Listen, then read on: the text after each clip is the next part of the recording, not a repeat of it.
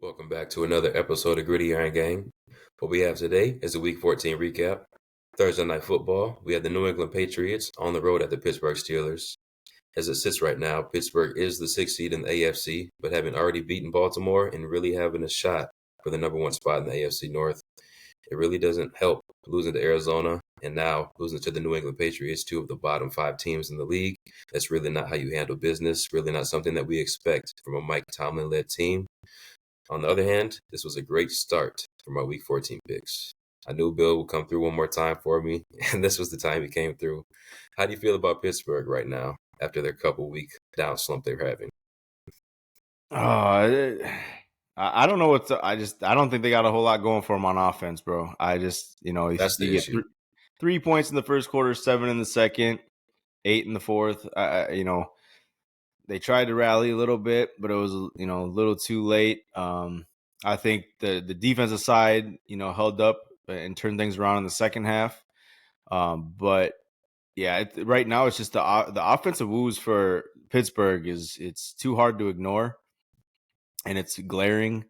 Obviously, Pickett's not the guy there. He's just not.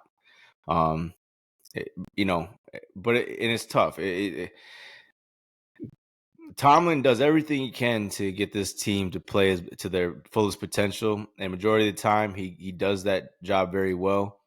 Um, but the front office needs to help him in the regards of building this team up again, because right now as it sits, it's not looking too good. You got some aging pieces on the defensive side. You got some good key pieces on both sides of the ball, but there's too many holes right now. So, and for this to happen against a team like the Patriots with the season they're having, that's almost as bad as you can get. So it's not looking too good.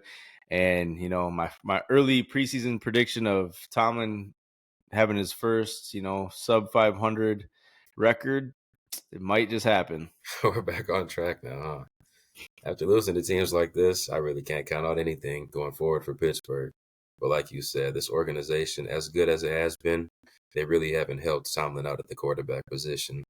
Some of the more recent guys was a washed-up Ben Roethlisberger, Mason Rudolph, Duck Hodges, Mitch Trubisky, and like you mentioned now, Kenny Pickett.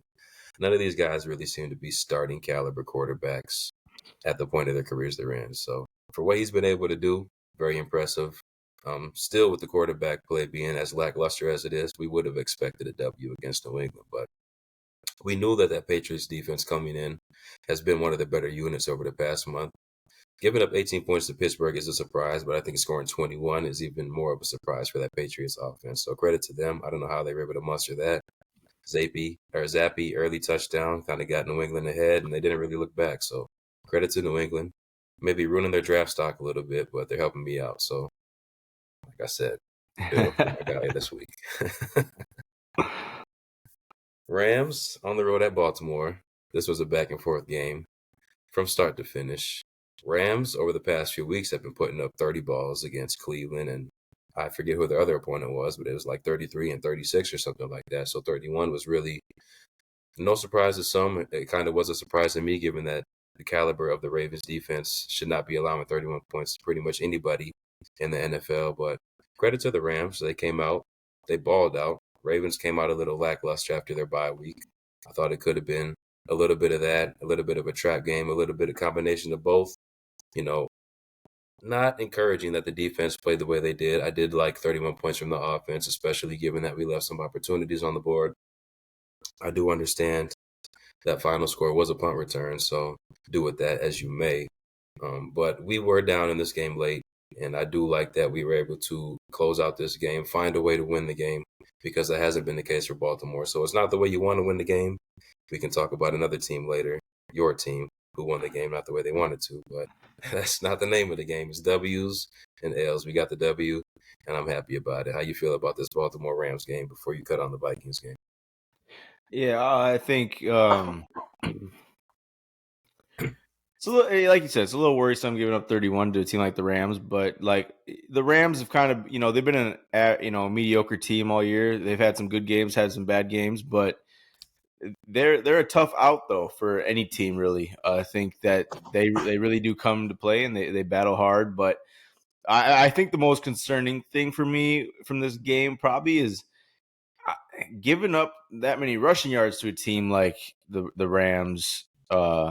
With that Yeah, defensive front you have in Baltimore. I mean, that's a little worrisome, especially with a guy like Kyron Williams, who's kind of still unheard of, but he is making a name for himself this season. he is. So you want to obviously shore up that defensive front for Baltimore, especially come playoff time. You got to win in the trenches, not give up too many rushing yards, and you got to make because if you're forcing teams to pass on you, I think Baltimore set up very nicely come playoff time. So just shore that up a little bit, and good things will happen. But it's tough to. I mean, with a team that's built like LA, they lost a lot of key pieces since that Super Bowl. Hmm. But they still have Stafford, Cup on offense, and now Nakua is making a name for himself as a rookie.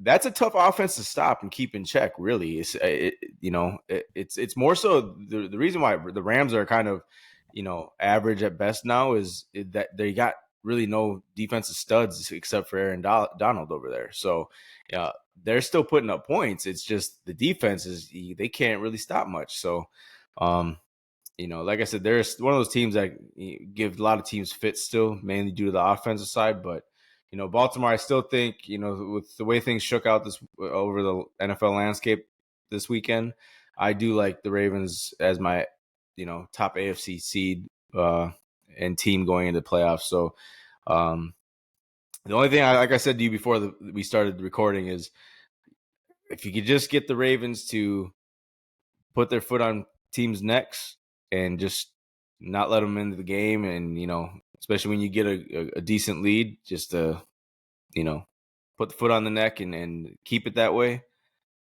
That's the only other concern I have with Baltimore is they just don't have that. What's the word I'm looking for? Yeah. Killer instinct.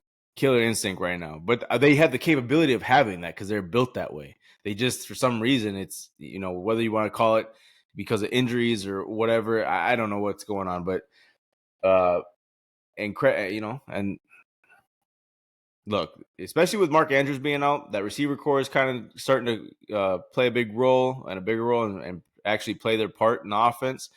And obviously, as long as you have Lamar, good things will happen. So, No the Ravens question. are definitely a team to be feared playoff time. It's not, the way things are looking.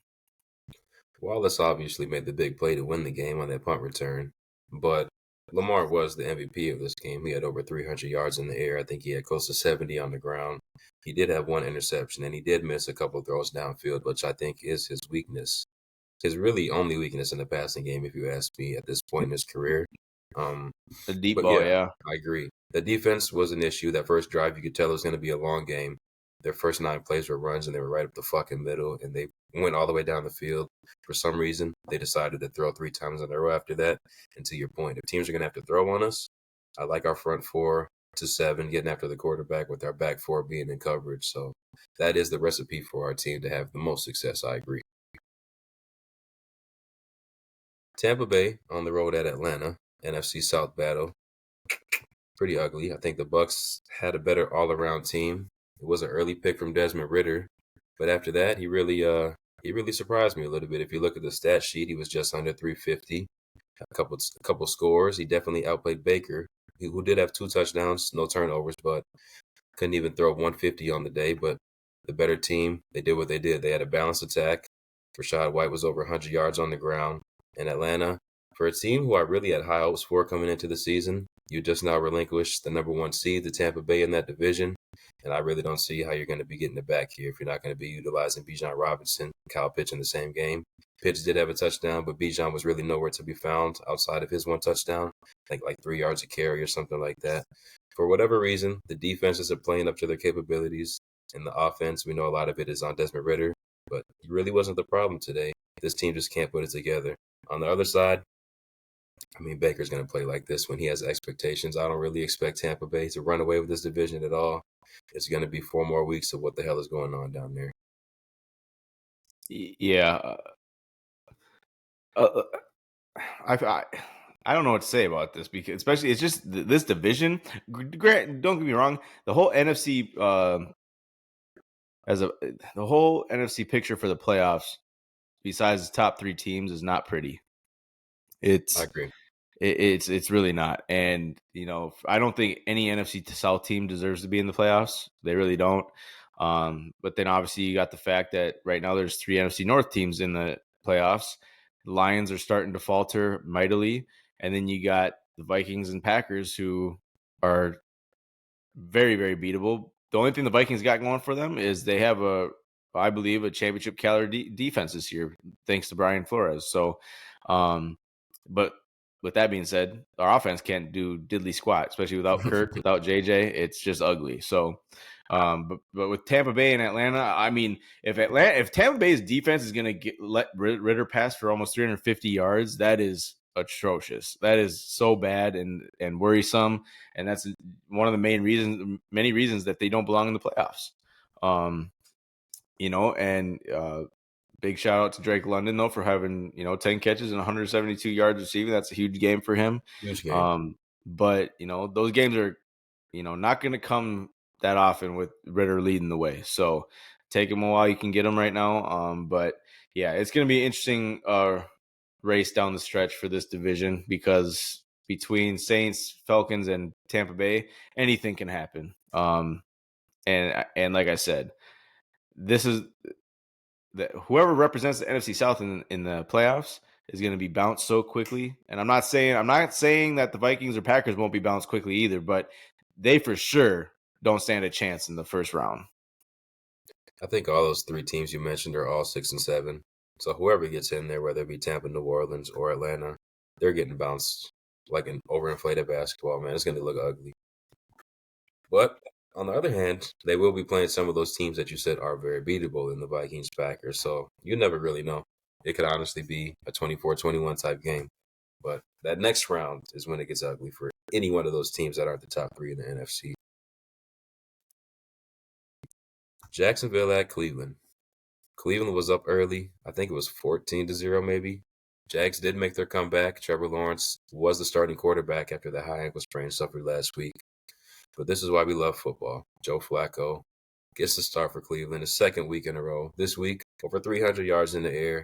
And for most people, they would call this an upset W, beating the Jacksonville Jaguars, who 2 weeks ago had control of their own destiny on their way to a number 1 seed in the AFC. But as it sits right now, Cleveland is a number 5 seed in the AFC.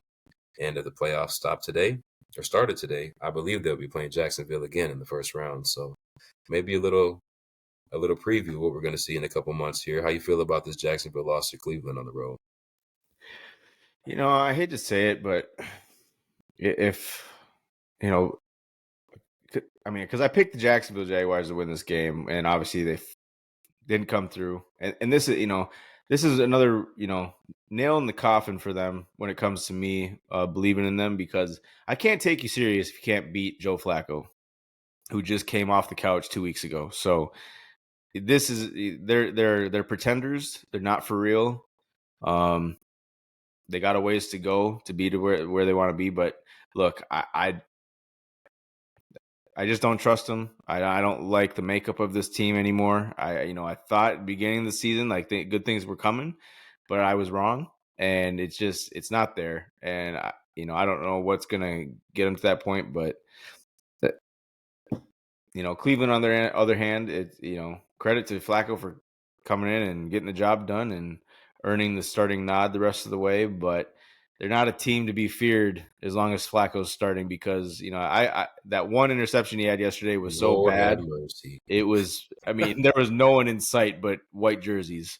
That might have been the worst interception I've seen all year, honestly. They got very solid defense in Cleveland, very formidable, very respectable, but that offense doesn't frighten me. I mean, they just there's nothing there that if they're going up against a solid defense in the playoffs, they're going to struggle, and I don't think it's going to be the prettiest game for them either. But maybe that defense can hold it to a low scoring match. I don't know. But these two teams right here, it's there's nothing special about them. They're just They're not believable. I can say this about so many teams in the NFL this year. There's a lot of pretenders in this league. I'm just so hesitant because it's Joe Flacco. But if you give me a top 5 defense with the talent that they have and the quarterback who can give me 220 to 270, okay, he's going to turn the ball over one time, maybe twice a game. But who in the AFC isn't? From Patrick Mahomes down to Lamar Jackson to Josh Allen. I mean, they're all going to give you the ball at least once a game. Cleveland is a little worrisome. They scare me a little bit.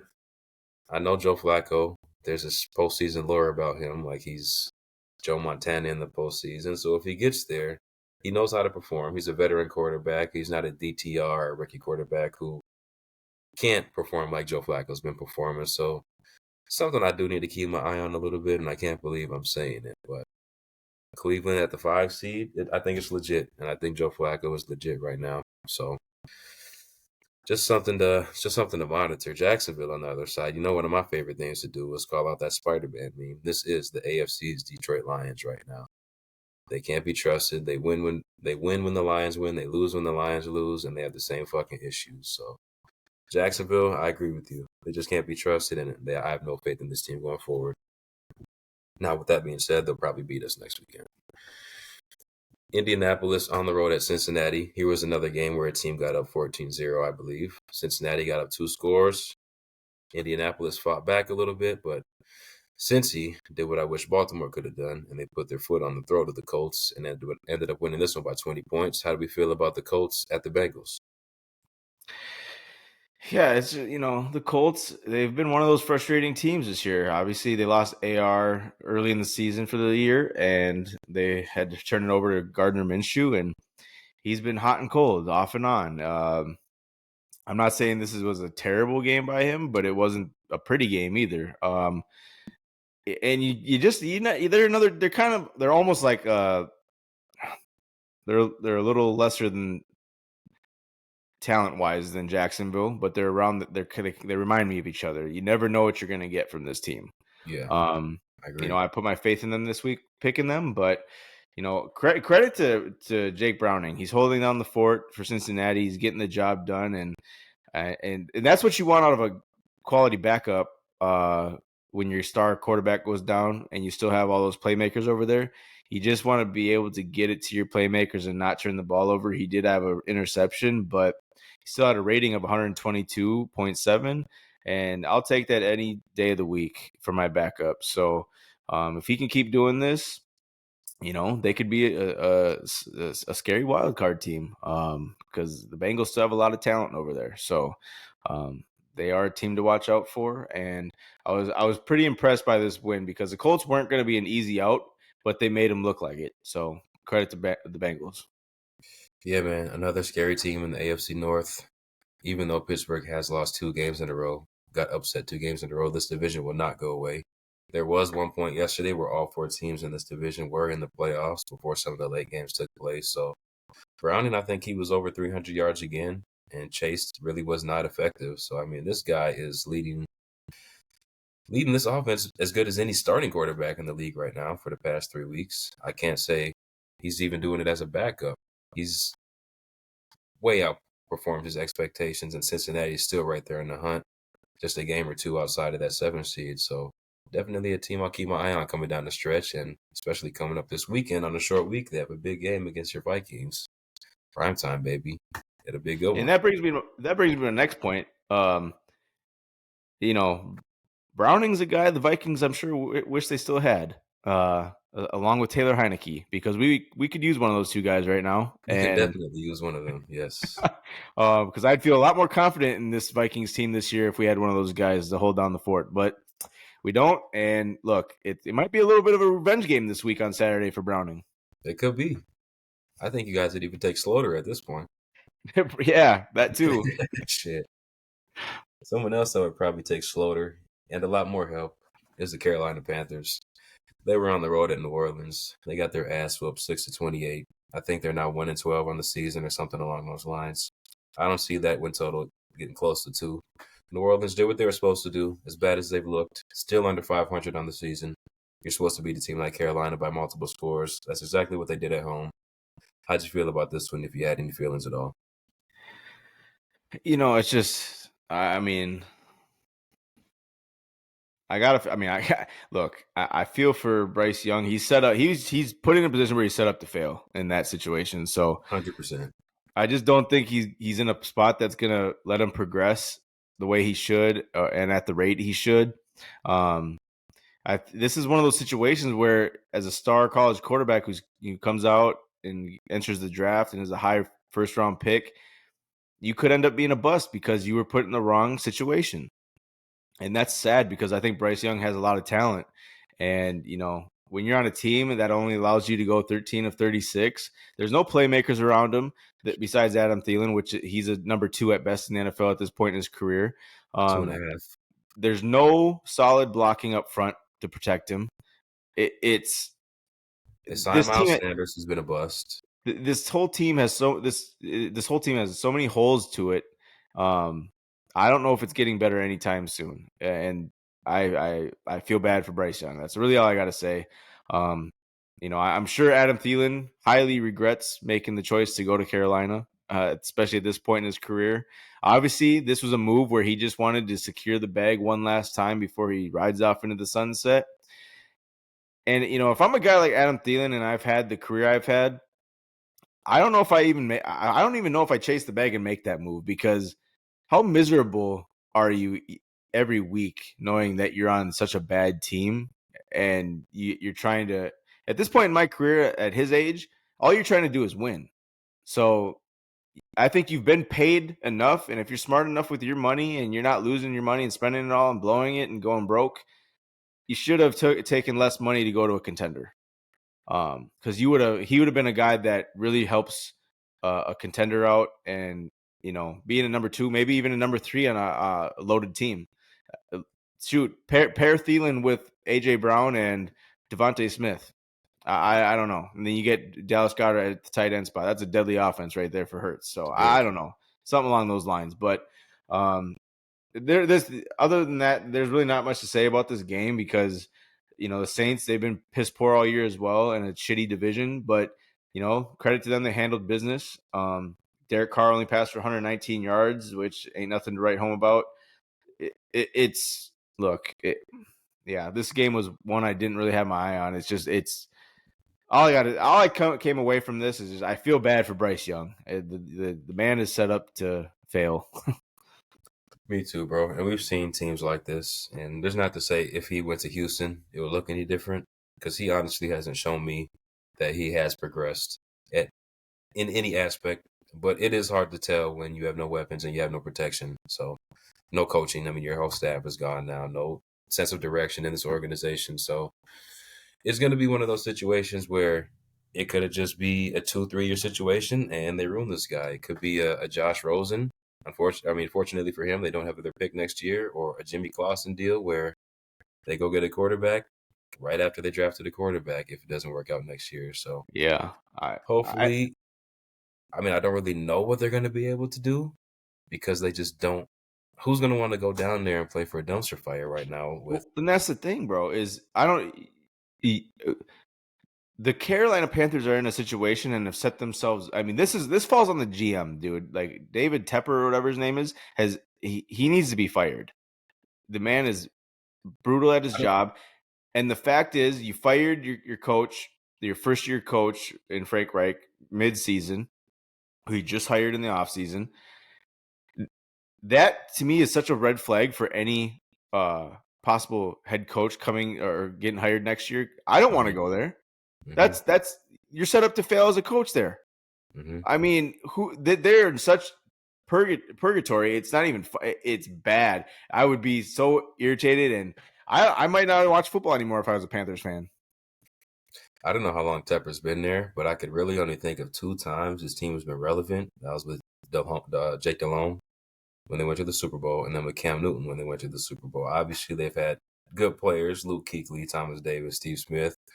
But it's like, outside of those 2 instances, this team, even with Cam Newton, before that Super Bowl run and after it, they were right around 500 every year. They weren't wowing anybody. They weren't scaring anybody. This has just been a bad organization for as long as I can remember. And, luckily for them, they're not the only one. So they don't have to hang their head about it. even though they should be. Houston on the road at the Jets. Now, I was concerned that C.J. Stroud, with the weapon down in Tank Dell, would have a little bit of struggle against this Jets defense. He did end up losing his top gun in this game as well, in Nico Collins, and that really seemed to affect the young quarterback in this offense. 6-30. When would I ever think Zach Wilson would throw for 300 yards against C.J. Stroud and outplay the Rookie of the Year? But hey, it's been one weird NFL season. How'd you feel about this one here? I just chalk it up to Houston having an off week. I mean, they didn't look like Broken they've clock looked all is right year. twice a day. Ain't that what they say? They didn't look like the team that we've seen all year long. It was just a rough day at the office for them, and that's okay. I mean, you're not going to the playoffs this year, or you have a chance to go to the playoffs, I guess, but you're not a solid playoff team by any means. But so you're overachieving this year with D'Amico, with CJ, and they're on track to have a great future. But just a rough day at the office. I mean, like you said, Zach Wilson throwing for 300 yards and 2 touchdowns and 117 rating. I mean, you never see that. So if Houston's on their A game, I don't think that happens. I don't know what it was. It's one of those weird days, like you said. There's not much to. I mean, look, there's not much to say about this game, really. It was just New York had probably the best game they've had all season long. Mm-hmm. And we probably won't see it again.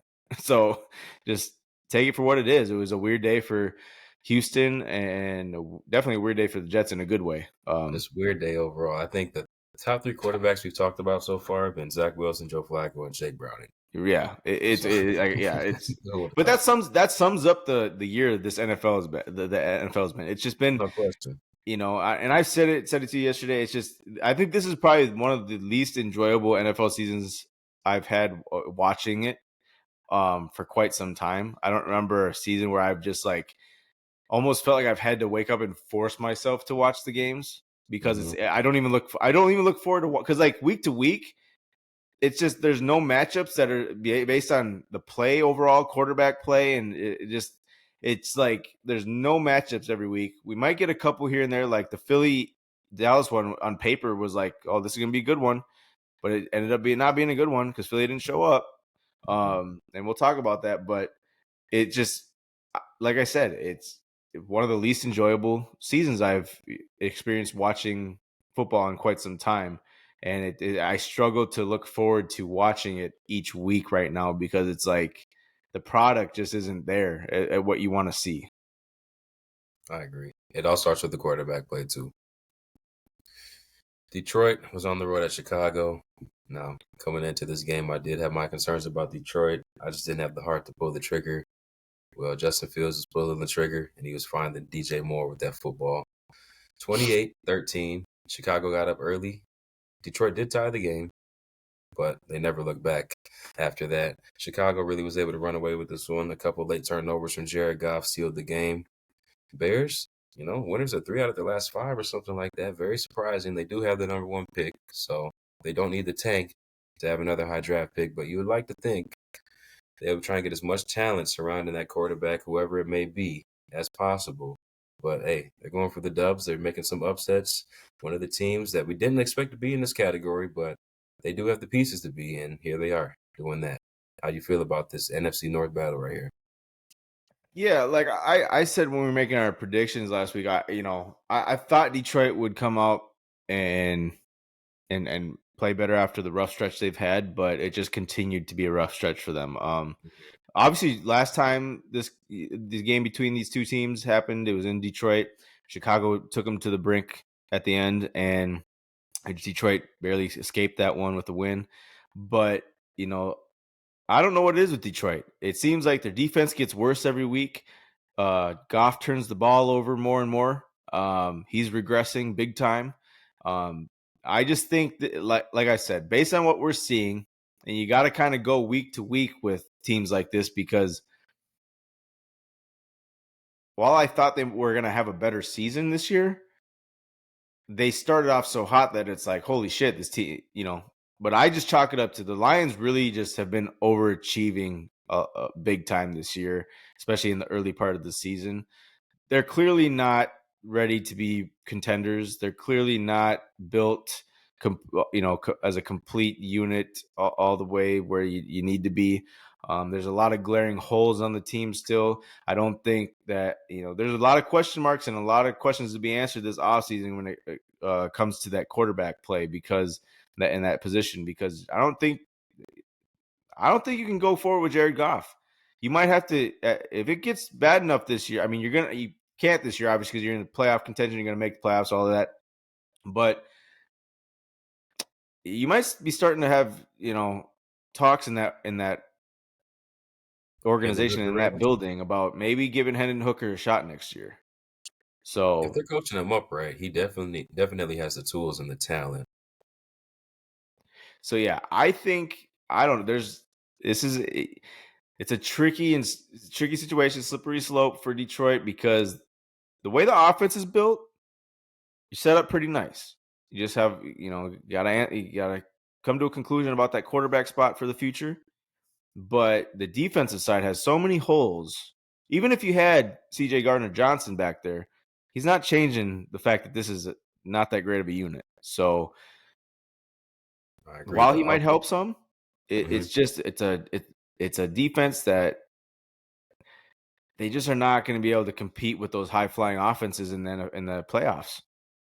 No, I agree. That's really the issue. The offense is set up nice, but the defense is the issue. And when the defense is that big of an issue, you're going to need a quarterback like a Mahomes or Aaron Rodgers who can make the big plays at high risk, little reward. Jared Goff is a turnover-prone quarterback, and we've seen that to its fullest extent over the past month or so. And that's why the Lions are faltering right now, and they're on a little bit of a losing streak or a cold streak, whatever you want to call it. And you've been on this early from the start of the season, this Jared Goff turnover train. I thought he had turned a little bit of a new leaf, but you can see he's reverting back to the Jared Goff of old. And Detroit could be in a little bit of trouble of relinquishing the number one spot in the NFC North. Yeah, I mean, look, what are they, 9-4, and you got the Vikings 7-6, and Packers will probably be 7-6 after tonight, so they're not too far behind from that number one spot in the NFC North. And the Lions, they have a tough schedule. I mean, Vikings have a tough schedule going forward based off the injuries we're having. So, but also for the Lions to finish Vikings, Cowboys, Vikings, that's a tough 3-game That's stretch right tough to there. tell. It is. So, because don't get me wrong, our offense can't do shit. But if the Lions offense is going to be playing like this and turning the ball over, our Vikings defense can win those games. I So, agree. and then to have Cowboys right in the middle, oof. That's tough. Real tough. Let's not waste anybody else's time. Let's get to why the people came to see the show today. We had the Vikings on the road at Las Vegas. Game of the week. Tell us about it. I mean, I haven't seen this ugly of a game in so long, man. And you chalk it up to being, it's one of those typical Vikings things that just, if it's gonna happen to any team, it's gonna happen to the Vikings. So look, I don't. All I can say is it was a very ugly game for both teams, but Josh Dobbs, man, he didn't just come Sorry, down to bro. earth. The man fell flat on his face from a skyscraper. Uh, he's proven the past couple weeks what he actually is. Mm-hmm. He's not he's a terrible pocket passer, pocket quarterback. He can't read defenses. He can't anticipate throws.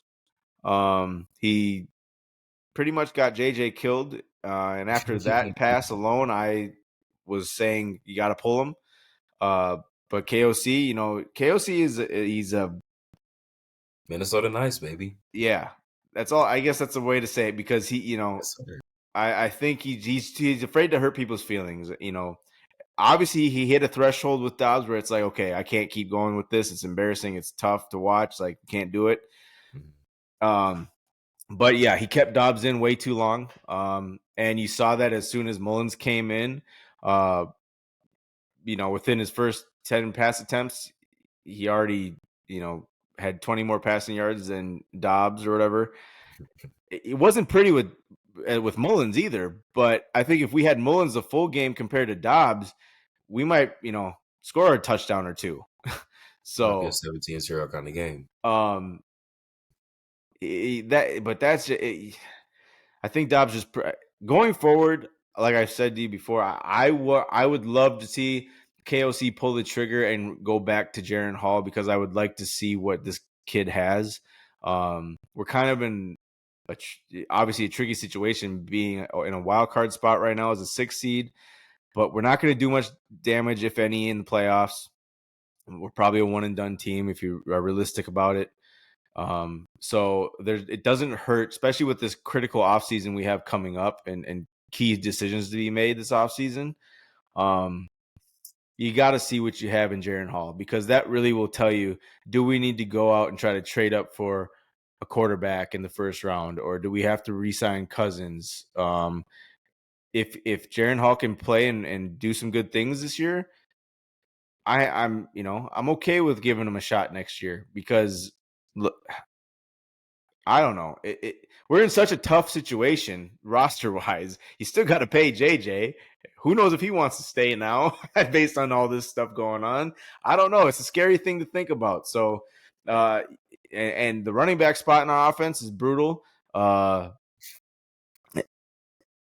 We had two key linemen go down yesterday, and O'Neal and Reisner. That doesn't bode well going up against Cincinnati this weekend on a short week on Saturday. I mean, you gotta make the hard decisions this week with the quarterback spot, and I would just like it to be Hall. I don't because while it might be a little better than Dobbs with Mullins, I just don't have confidence in him to go out there and move the offense.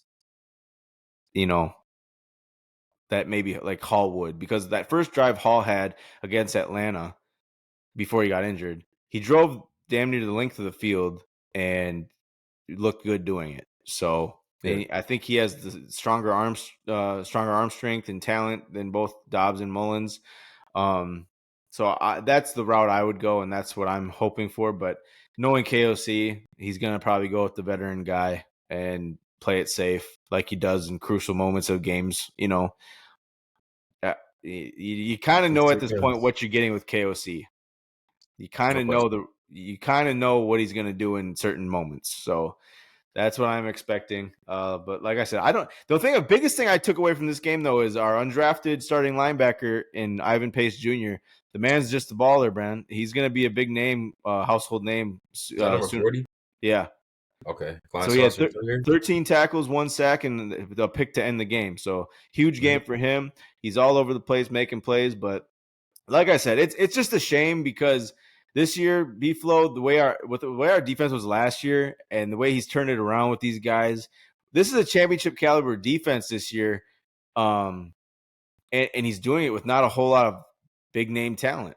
And it's sad to say, but he's coaching himself back into being able to be a head coach next year. And you got about 6 weeks left of that, man, in purple and gold. Yeah, so it's tough. It's tough to think about, and that's like I said, it's a very crucial offseason for the Vikings in many different areas. So, just something to keep your eye out for and think about because I don't know. Do you rather not make the playoffs and better your draft position, or do you make the playoffs and be one and done and you're sitting right in the no man's land in the first round? I don't know. It's so tough to think about, and Pick 22 like you always are. yeah. But on the Raiders side of things, the only thing I got to say is if I'm Antonio Pierce, I hate to say it, you got to go back to Jimmy G. That's your best chance at winning games and maybe sneaking into the playoffs if you can. But I think it's a little too late now for that. So, but I'd still go back to Jimmy G. He gives this offense the best chance at making plays, even though it might not be pretty. But Aiden O'Connell, obviously, he's not ready yet. So. Yeah, 5-8 is tough for a playoff run. Football's a cruel sport, though. You gotta have guys like Kirk and JJ going down in a year where, like you mentioned, you have a championship caliber defense. A shutout in any league is impressive. So in the NFL to do it, especially when your offense was struggling the way it was, this game was push and pee. It was punt, punt, punt, punt, punt, punt, punt, end a half, punt, punt, and you finally got your field goal. There wasn't even any turnovers in this game. This was just terrible to watch, but you have to credit both defenses, especially yours, for pitching a shutout in a game like this. Yeah. Seattle at San Francisco. No Geno Smith in this game. They put up a fight early, but Seattle, they just don't have enough for San Francisco. This team is just too dominant, too powerful. 16-28, double-digit win at home, excuse me. And after what we saw Sunday night, this is clearly the class of the NFC. Yeah, I was a little worried to start this game out with Seattle and 49ers because it almost didn't seem 49ers were ready to play, but they turned things around. And the thing about it is that's what makes San Francisco so scary is they're not lacking much. When they're fully healthy, they're not lacking much at any area. No, they're not. You got a quarterback who is pretty safe with the ball, doesn't make too many mistakes, is a game manager. Christian McCaffrey is so dynamic out of the backfield. Your offensive line is a strength of yours as well. You got Deebo Samuel, who's another do-it-all kind of guy. And then that defense is, when they're fully healthy, it's just like, man, I don't know. It's based on what I saw last night from the Cowboys, though. This game would be very interesting to see again for in the playoffs, a repeat of last year. But I don't know. I still got to go. I would still have to go with the 49ers, but Purdy though, almost 400 yards on 27 attempts. Do you credit that? Is that on him, or are you crediting that for the playmaking?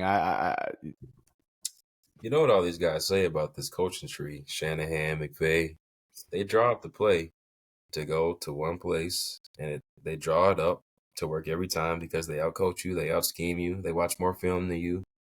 So that's kind of why Dobbs is an issue because he holds on to the ball for 4.3 seconds every time he's back there. When the play is designed, two-step, boom, and just march it down the field. Yep. Brock Purdy's just doing what he's supposed to do. He's not doing anything special, but he's playing phenomenal. And I think he's the front runner for MVP right now.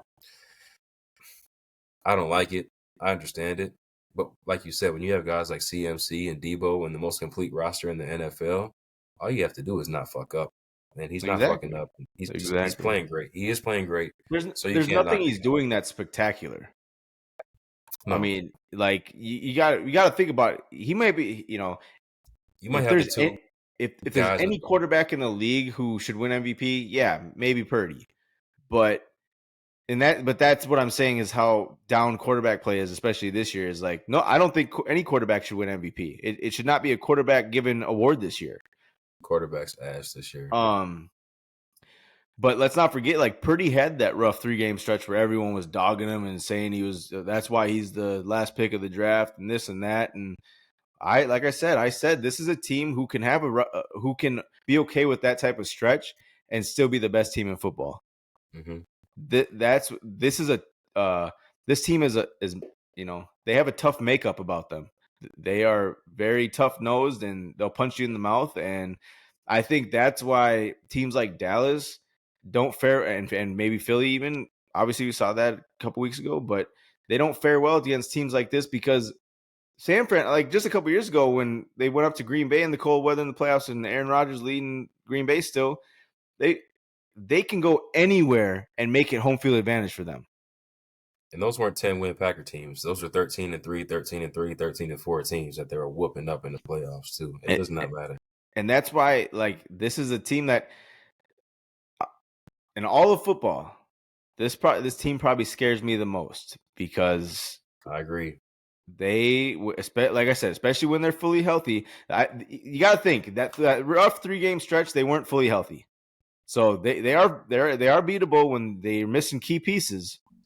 But when they are fully healthy, which I expect them to become playoff time, I don't want to see them, especially if I have to go to San Fran. Like, no, thank you. No, thank you at all, bro. This team is terrifying. Buffalo at Kansas City, 20-17. We all know the results. We all know what happened. Not a lot to talk about in this game. The biggest play of the game, something we've all been seeing all morning. Kadarius Toney lined up offsides. Patrick Mahomes hits Travis Kelce. Lateral pass in the open field to Toney to take the lead, but it does not count. And from there, Patrick Mahomes just lost his fucking marbles, and he was throwing his helmet, yelling at Josh Allen, yelling at the referees, yelling at the offensive linemen, yelling at whoever was in his vicinity.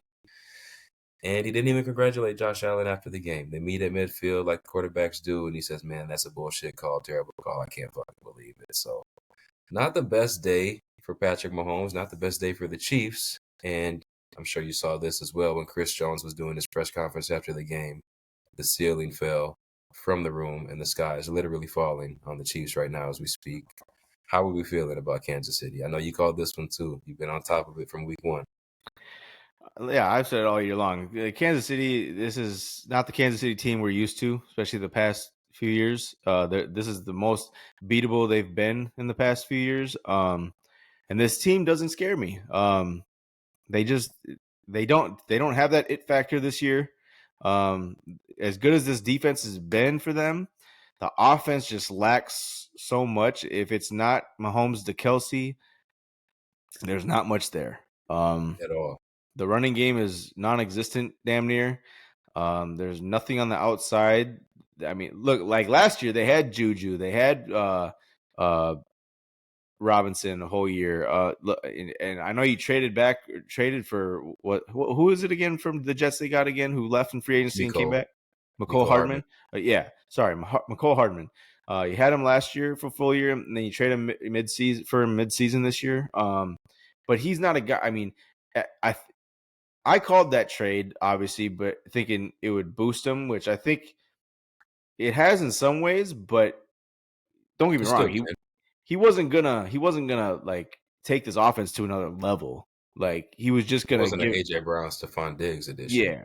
He was just gonna give Mahomes that familiarity he's used to and comfortability that he's had. So but like I said, I think we're getting to a point that the Chiefs have to do something in the offseason to revamp this team because what they're doing is getting stale. Teams are figuring them out. And Mahomes is just kind of looking average. I mean, now he doesn't have that wow factor this season, and it is what it is. So I think he's taking a step back. But I'm not saying it's a mighty step back. It's step back from what we're used to, and I think we got to slow our roll on the GOAT talk now because he's not a guy like Brady or Manning who can make receivers better, and he's showing that this season. So that's it's tough to say, tough to watch, but it is what it is. I think we're in that era of quarterback play where you have to build around the quarterback, or you have to get key playmakers on the offense that support or that allows that quarterback to make the plays to make himself look good. Because we're not in the era anymore where we can rely on Brady, Manning, Rivers, Breeze, all these guys that have gone and left the NFL now and retired, who year after year we knew what we were getting week to week. So yeah, it's tough to say, but I had a feeling that the Bills were going to show up and play this Kansas City team tough and come away with the victory. I didn't pick them, but I had that feeling. And like I said, I don't even think you see the Chiefs in the AFC Championship this year. I really don't. I think in the offseason, we've seen a couple teams fumble the bag, if you will. A team like Atlanta not going to get a quarterback like Lamar, or a team like the Giants bringing back Daniel Jones. We've seen the Jets, like I said, Aaron Rodgers gets hurt week one. You go 6-7 weeks, seeing what Zach Wilson can do, and you don't fix that issue. The Chiefs, to a little bit lesser extent, because I don't really want to overreact. This was a Super Bowl champion last year. You probably figured that Patrick Mahomes can put it together at some point, but yeah, you tried to bring Miko back, but I think this was a scenario where you try and go get a guy like maybe a D Hop or something like that at the trade deadline, because now you're really seeing against teams that really aren't that great. Buffalo and last week's opponent, you're really not the same team that you are, and I have real concerns going forward for this Chiefs team. It's taken 13, 14 weeks now, but you were on it 3 months ago. I probably should have listened to you a little bit more because this offense is not the same, and if it's not Kelsey, who the hell is it? Because you can't count on Tony. He's going to be in jail this offseason for some reason. He's just not there mentally. Who else is out there? You lost Valdez-Scantling. You don't have Juju, like you said. So it's like we don't really have weapons out there. Mecole is not. He's not even Brandon Cooks level. But we can't really depend on him to change the game at any time other than a punt return maybe or a deep shot down the slot. Outside of that, man, this team, Pacheco being out didn't help either. He is their only effective rusher, so Clyde Edwards-Helaire being back, he's kind of been a bust for that team. But yeah, Kansas City has a lot of issues right now they need to work through. Yeah, and I think and obviously Pacheco has been pretty good and shown flashes, but I really think this Chiefs team, they need to get a solidified RB1 who can tote the rock all game long, because I feel like that would just help Mahomes immensely, having a absolute great running game, Saquon? like something like along those lines, that type of back. Even if you had a Derrick Henry, I mean, someone who can take the ball and put the game in his hands if you need to when Mahomes is a little bit off, because take the pressure off Kelsey and Mahomes once in a while. They haven't been able to do that even when they're winning Super Bowls and going to AFC championships. They don't have that. They don't have that run game that is you know keeps the teams truly off balance. No, You they don't. know, it's going to be the dink and dunk plays, kind of To the like Jarek them. McKinnon But types and shit like that. yeah, Gas so I feel like if you get a solid RB1 back there to help Mahomes and take the pressure off him, that would be great. Obviously, you want to get another receiver to boost that pass game, so you don't just have to rely on Kelsey, especially at this stage in his career. But definitely, you got to revamp that run game, man, because I think just what they're doing is getting super stale, and teams are catching on to what they're doing. very stale. And speaking of stale, unfortunately, we still have a Staley. Denver was on the road at the Chargers. They got a 24-7 victory. Justin Herbert is feared to be broken his index finger on his throwing hand, I believe, so he's probably done for the season. And that probably saved the head coach's job right there. How do we feel about Denver getting this win? I think it's 6-7 in a row now. This is quietly the hottest team in the NFL.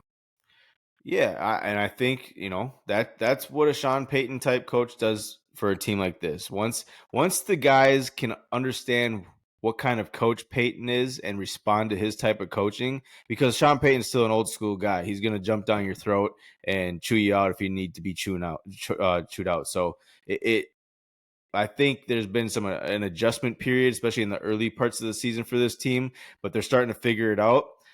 And I think, man, if they make some key moves this offseason, this could be a team that we actually have to watch out for going forward. Now, on the Chargers side of things, you got to move off Staley. You have to. This just sealed the deal. This team needs a whole rehaul or overhaul. It's complete. You gotta strip it down and build it back up, because what we've seen, since he's been there has not been uh, nothing short of major disappointment. This team needs a facelift, liposuction, and a BBL. This is ugly right now, man. Staley has to go for real. Philadelphia at Dallas to wrap up the week before these two Monday Night Football games. I ain't got to say too much. I want to hear what you have to say about it. There's not much to say. I gotta eat crow and give Cowboys their respect, bro. They looked like a legit team last night against obviously the team that had the best record in the NFL. But this is 2 weeks in a row now where we've seen the Eagles shit the bed, not come to play, not prepared. Mm-hmm. I don't know. I think it's time we start asking questions about that head coach over there, because and maybe the choices he's made for coordinators as well, because there's something that looks totally off compared to last season's team, and this is damn near the same team. Maybe maybe even supposed to be a little better, Yeah, but it's supposed to be. it doesn't look good right now. And this is after these last 2 weeks, seeing them against the Niners and Cowboys, who have the top two seeds in the NFC. I don't think they're in the same league as them. And that's sad to say, because this Eagles team was supposed to be, best of the best in the NFC, but it's not looking that way.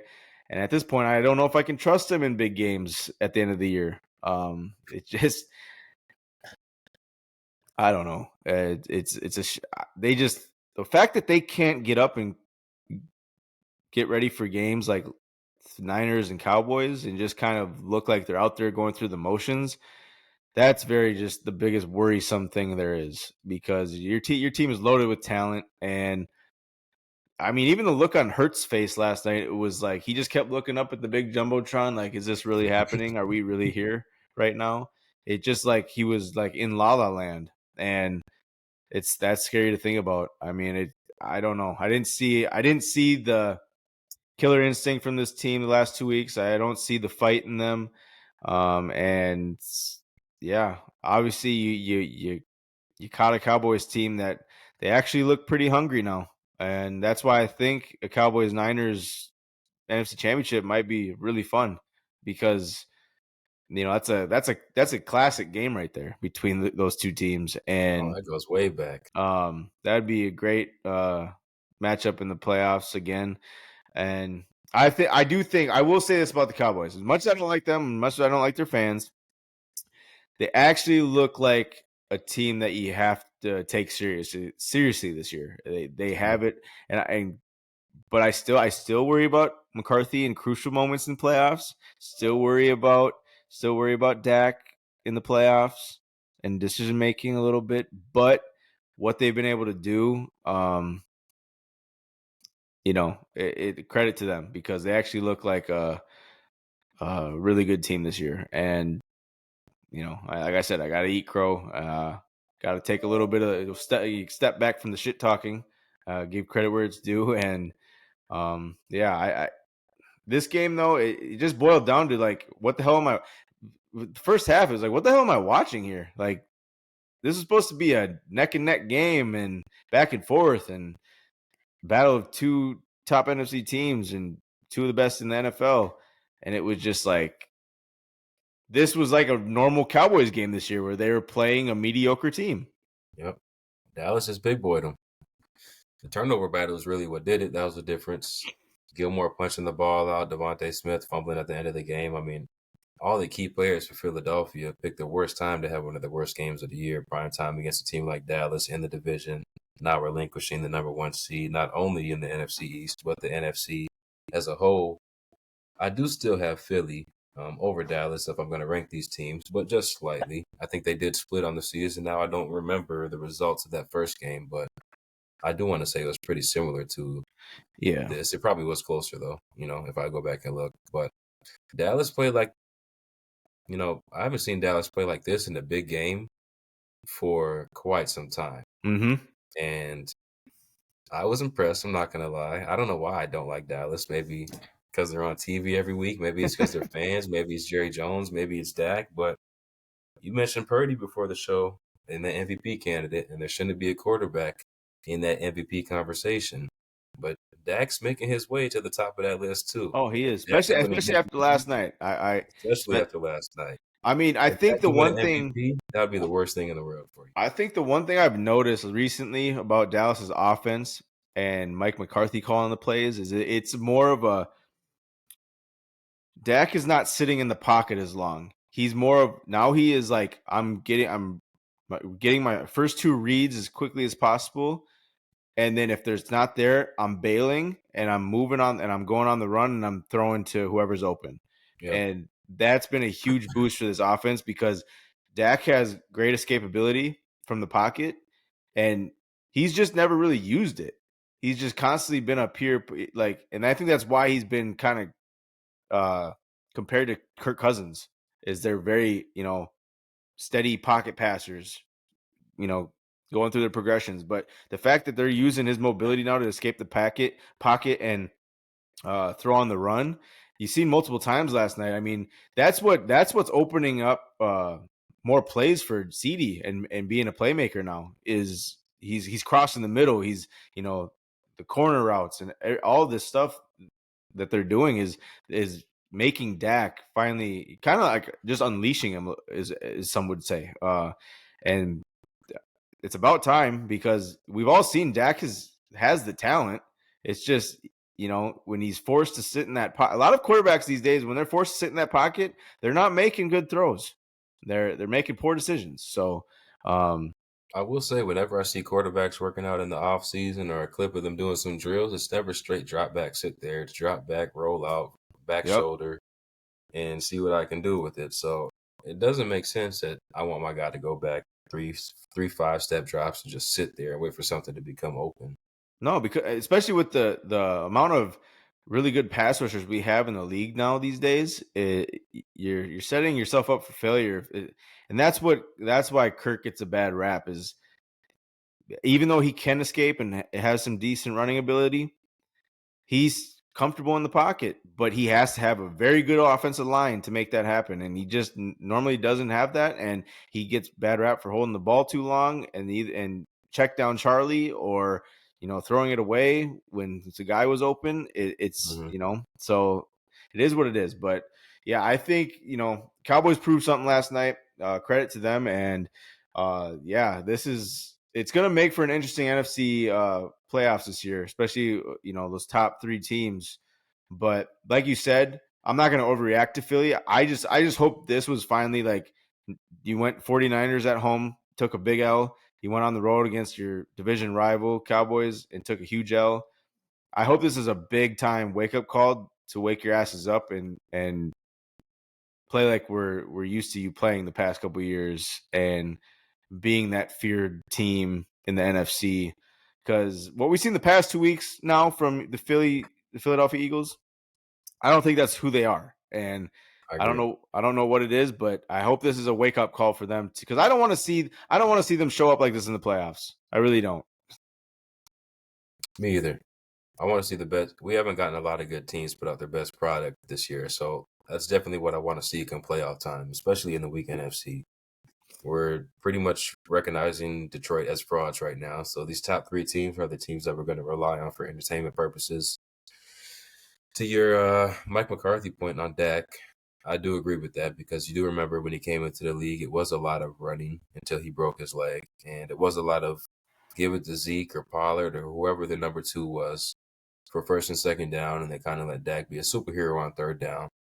But this offense is a lot more wide open now than it has been in the past. And they're consistently putting up 27, 30 points against decent defenses, and in this case, a really good defense. So it's very encouraging if you are a Dallas fan after that Sunday night football game, especially against a team like the Eagles, who have seemed to own you guys over the past few years. Yeah, I But for mean, me, I'm good. especially now after this game last night, the Cowboys fans, man, they really do have something to talk about and talk shit about now. It's we got to hear it for a while. And those two fan bases, they go head to head at each other at the game, on the internet. So Yep. they got bragging rights for until the next matchup in the playoffs. We'll see. Yep. But I'm good here. I'm Add good what too. you want. All right. Well, we appreciate y'all. That was a Week 14 recap. Tonight we have Green Bay at the Giants, I believe, and then Tennessee at Miami. Those should be pretty self-explanatory. Don't expect to spend too much time on those when we do our recap. So we'll see y'all on the next one. We appreciate y'all. Have a good night.